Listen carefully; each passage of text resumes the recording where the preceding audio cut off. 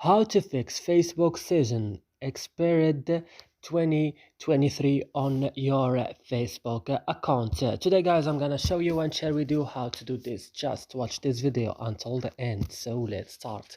First, you will just open settings of your phone, then you will go directly to application or apps on the settings of your phone. Then here you will search for Facebook, and when you will find Facebook, as you see, you will open it and we scroll down and open storage.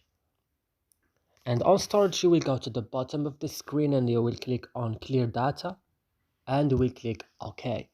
And that's it, it will fix it on you. So that's it. I hope this video is useful for you. Do not forget to like and subscribe to our channel. See you in another video.